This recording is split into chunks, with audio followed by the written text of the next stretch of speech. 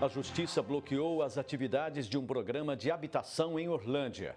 A associação já é investigada pelo Ministério Público. O grupo, que atua em 529 cidades, diz que não há fraudes e que os consumidores não serão prejudicados.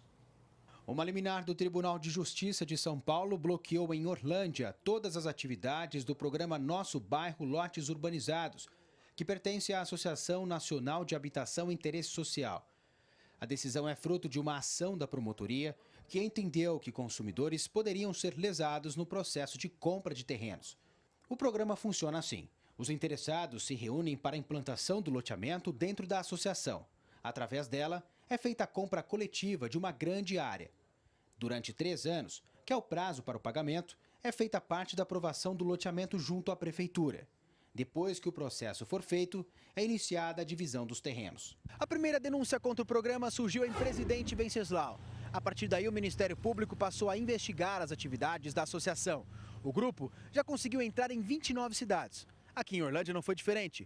Ganhou até o apoio da Prefeitura Municipal. Em nota, o Ministério Público informou que foram identificados indícios que contrariam as leis que disciplinam a atuação de uma associação privada sem fins lucrativos, normas de defesa do consumidor e as regras de lei de parcelamento do solo urbano, com grande e real potencial de causar prejuízo ao patrimônio daqueles que aderiram ao programa e danos irreversíveis ao meio ambiente urbano e natural. Para esse professor de Direito da USP, a liminar tem o objetivo de proteger o consumidor que compra os serviços sem ter garantias do que de fato será feito. No caso, nós temos várias pessoas que estão colocando dinheiro para ter um lote, uma área com infraestrutura para construir uma casa, mas, na verdade, ainda não existe a terra, não existe um projeto de loteamento e, por consequência, não se sabe se esse lote vai chegar a surgir ou não. O local escolhido para o programa é amplo.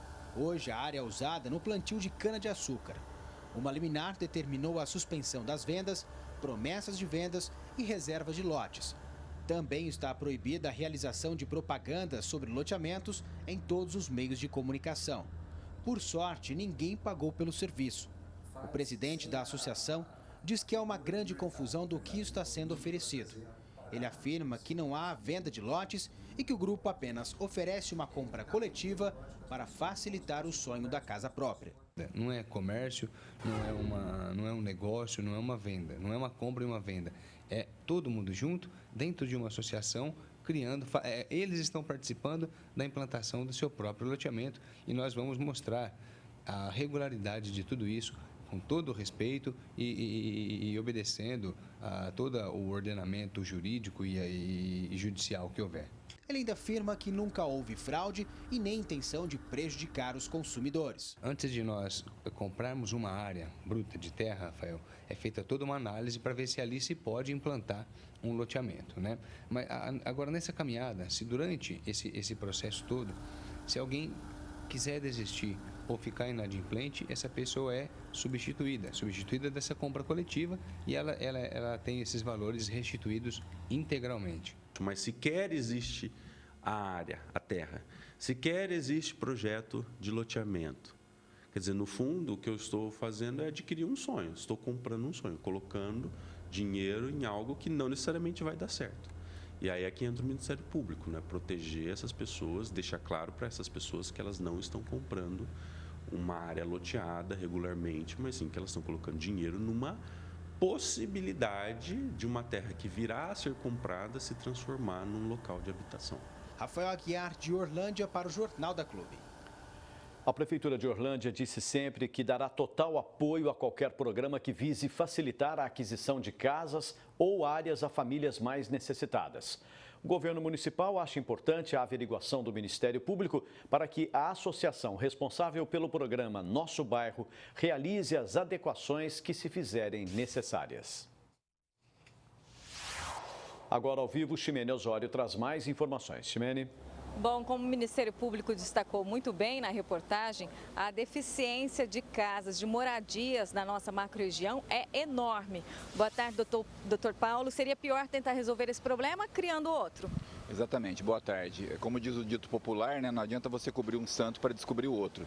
E a forma como esse projeto se apresenta, mal estruturado como ele se apresenta, ele pode trazer consequências danosas, tanto para os compradores, né, quanto para a própria cidade em si. Do ponto de vista da defesa do consumidor, é possível superar as irregularidades desse programa que foram apontadas na Justiça? Da forma como essas irregularidades estão sendo apontadas pelo Ministério Público, eu entendo que essas irregularidades elas não podem ser superadas nesse momento, porque o correto seria fazer primeiro o loteamento, registrar esse projeto, obter autorização de venda, para aí sim você ofertar aos consumidores, o que não aconteceu nesse caso. Pelo que foi levantado através dos promotores, as famílias que participam do programa podem ser consideradas como associadas. Eu entendo que não é o caso, eu entendo que na verdade elas são consumidoras, porque elas não entraram nesse projeto, nesse sistema, para se associarem com outras pessoas, para constituírem a aquisição de uma área para a implementação de loteamento. Elas compraram um lote, a verdade é essa, elas estão ali comprando um lote, então elas estão se apresentando como consumidoras de um produto que está sendo ofertado a elas. Da parte da Prefeitura, o que é preciso destacar nesse caso do programa Nosso Bairro? Eu acho que com relação à Prefeitura é preciso investigar qual é a efetiva participação nisso, se há autorização ou não. Porque da forma como apresentada, volto a dizer, a estrutura está toda equivocada e a Prefeitura em momento algum poderia ter dado autorização para a venda desses lotes. Então, não estou dizendo que deu, estou dizendo que precisa investigar qual foi a participação. Agora, é possível que cada um dos mais de 2.000 compradores de lotes fiquem responsáveis por regularizar esse loteamento, fazer obras de infraestrutura depois? Então, isso não é o correto.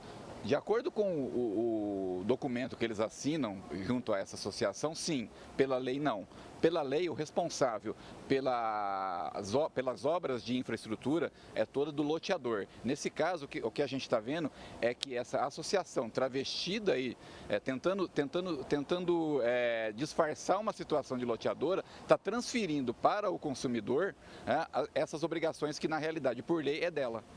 Agora, em Orlândia e outras cidades em que o Ministério Público agiu e a Justiça garantiu liminar, barrando a divulgação do programa temporariamente, o que acontece em seguida? Então, a liminar é uma ordem provisória, né? Ela está impedindo a comercialização até que a associação venha e se explique. Pode ser que ela se explique, o juiz acate e fale, olha, realmente não é da forma como o Ministério Público está dizendo, eu vou liberar a venda. Ou pode ser que não. E aí ela vai ter que contestar a ação, correr todos os trâmites, produzir provas, até ter uma sentença final. Há possibilidade também dessa empresa aí esteja classificada como associada, sem fins lucrativos, mas não é isso que acontece. Para mim ficou muito claro pela documentação que eu tive acesso de que se trata de venda de lotes, né? Se é venda de lotes, obviamente que tem um lucro embutido nisso daí, né? Então não é uma associação sem fins lucrativos. Muito obrigada pela sua participação aqui no Jornal da Clube e daqui a pouco eu volto com outras informações. Pulse. Ok, Ximene.